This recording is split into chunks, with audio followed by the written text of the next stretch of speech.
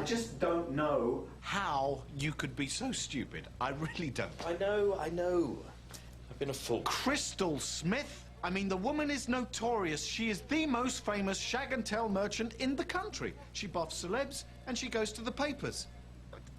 That's her job description. I just don't understand how you could... I just give up. I'm sorry, Trev. Which celebrities has she buffed then? Oh, I don't know. Snooker players, blokes off Big Brother, Dwight York, the usual B-list celebs. But footballers are her prey of choice. Actually, she was chatting to a few of the Arsenal players in this bar. They all left in a bit of a hurry, so she came over and talked to me. How could you not recognize her? You can't open a paper without her tits leaping out at you. We take the Telegraph. Sorry, Trev. Well, they're gonna run with the story. The best we can hope for is damage limitation. It was just sex, wasn't it? She offered me cocaine, but there was no way I was going to snort coke. Good. Not with my sinuses. Right. Okay, so it was just sex. Well, that's something. Yeah, that's right. We just had sex. Then we chatted. You chatted? Guten Morgen, Heidren. How are we all today? I'm well pleased, Sammy. How are your shares doing? Because my portfolio is sky high. This high. Well, you see, Barry, investment is all about the long trend, not obsessing about short-term gains. Barry's going to win your bet, I think. Well, we shall see what we shall see. Tell me, Heidren, where do you stand on the ethics of cloning? I'm not sure. It's a very complex issue. It certainly is. I was reading an interesting piece about it this morning in the National Geographic. You read the National Geographic? Oh, yeah, and not just in the toilet, either. Well, try to remember, Ralph. Try to remember what topics you chatted about with the lovely Crystal. It was just gossip, you know, which sports stars are our kids, that sort of thing. That story about Ted Greaves and the Ladyboy. Ted Greaves, head of sport. Yeah. Your employer. Yeah, but it's okay, no, I swore her to secrecy on that one. You know, I'm not sure I'm going to be able to help you with this one, Ralph. You've obviously had your brain removed, and I have enough on my plate without having to cope with self-inflicted moronism. I didn't mean to open up to her. I thought she liked me. I was flattered. Have you told Jean? No, not yet. I probably should, shouldn't I? I think it might be worth a bit of a mention. I mean, my main concern is what if some madman like Saddam Hussein decides to go down into his laboratory and start cloning himself?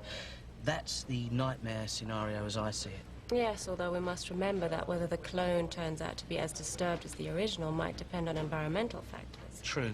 We must remember that. Morning, Sammy. Yo, Scott, how's it hanging? You're going to be late with your meeting with VDK. Yeah, I'm just waiting on Trev. If VDK takes over, am I going to lose my job, Sammy? What? I mean, I'm happy to face whatever tribulations the good Lord sends, but sometimes a little bit of warning is nice. Listen, nobody takes us over, okay? Then why are you meeting with them? Well, it's a meeting about meetings, isn't it? A meeting about meetings? Yeah. So it's a superfluous meeting? No. It's a sounding each other out sort of meeting because, you know, Trev wants to suss out what might be on offer, see if they'd like to invest in us. But they won't be muscling in. No, sirree, Bob, if VDK take control of this company, it'll be over my dead body. Well, that is good to hear. Yes. Have you heard about Max? Yeah. How bad is it? Doesn't sound good. You can't let Jean just find out about it in a newspaper. No, of course not. No, she has to be told by someone. By you. You have to tell her. Yeah. How long have you been married now? 19 years. She's going to be upset. Yeah, well, she will be upset. Well, then, you know, she's got a garden and stuff, so... We're going to be late for this meeting. You like being late for meetings? Yeah, a little bit late assert your herd dominance, but too late just triggers that whole resentment thing. Just gets in the way. Sorry, Ralph. Gotta go. I was just wondering if maybe it was a good idea if I was to hire this PR guru guy, Brent Harrison. I called him first thing. Right. He's representing Crystal Smith. Crystal Smith? You twat.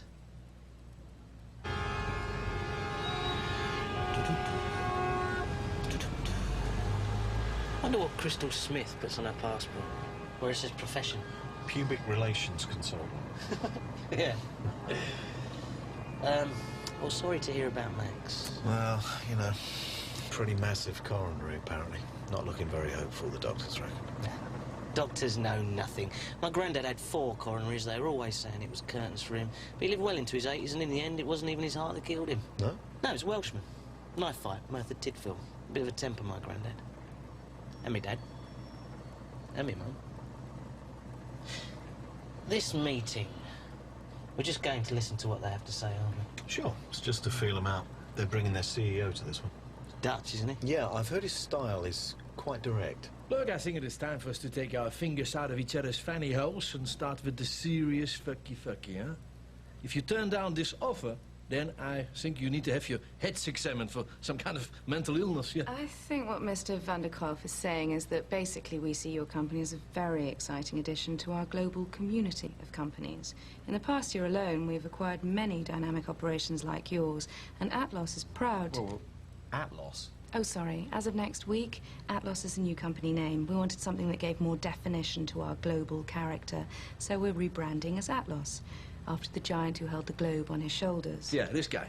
But we've had to change it from Atlas to Atlos, well, because there are already companies with Atlas as their name. So, to define your business identity, you've gone for a name which is spelt slightly differently from another name which belongs to an ancient mythical character. Yes. Just checking. Okay, you guys, the office is on the table. We're lying here with our legs wide apart. What do you say, big boys?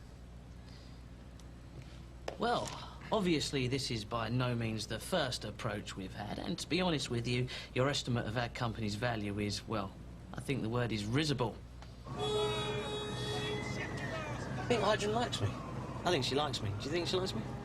I don't know, I guess so. She was definitely impressed by all that National Geographic stuff. She hasn't mentioned her girlfriend recently. Do you think they've split up? I have no idea. I expect lesbians get bored with each other pretty quickly, you know. Physically, they probably run out of options. Unless they stop... What if I stop this line of conversation? Only I've got a very bad feeling about it. That VDK offer's a non-starter, isn't it, eh? I mean, by all means, let them have a small interest, 5% of shares or something, but nothing more. Because they're obviously aiming for more, as in all of it. Well, you think they want to take us over? Does the Pope shit in the Vatican? Right. I'm not saying we can't have a commercial relationship with them. I can see the sense in that. But we don't want them ending up as our parent company, do we? I mean, that'd be insane, wouldn't it? Would it? Yeah, we don't have to answer to that Dutchman, who is extremely vulgar, by the way. You're objecting to someone because they're vulgar? Yeah. I hated him, Trev, and I can't work with people I hate. You hate the clients? Only as people, but I hate him for what he represents, all that global corporate bullshit. I'm not getting swallowed up by that. I don't know why you're feeling so threatened. Whatever happens, you'd still be at the helm. So where would you be? Hello? Oh, hi. I just heard about Max. That's awful. How bad is it? About as bad as it gets, I think. No, poor Max. Wait, did he have a heart problem? I mean, what brought it on? This job is killing me. I don't know.